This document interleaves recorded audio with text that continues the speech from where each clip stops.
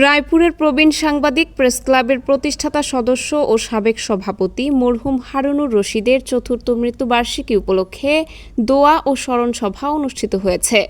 বুধবার সন্ধ্যায় রায়পুর প্রেস ক্লাবের উদ্যোগে আয়োজিত এ স্মরণ সভায় সংগঠনের নবনির্বাচিত সাধারণ সম্পাদক হারুনুর রশিদের সঞ্চালনায় এবং সিনিয়র সহসভাপতি নুরুল আমিন ভূঁইয়া দুলালের সভাপতিত্বে প্রেস ক্লাবের নেতৃবৃন্দ ও সদস্যরা উপস্থিত ছিলেন।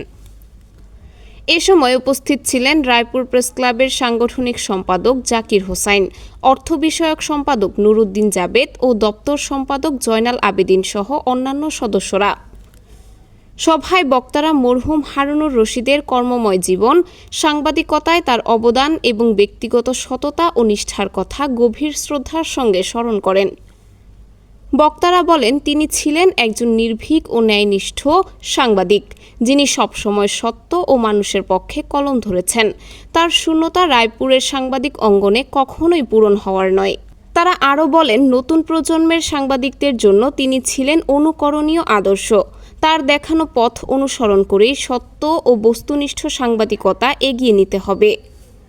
অনুষ্ঠান শেষে মরহুমের আত্মার মাগফিরাত কামনা করে বিশেষ দোয়া ও মোনাজাত করা হয়।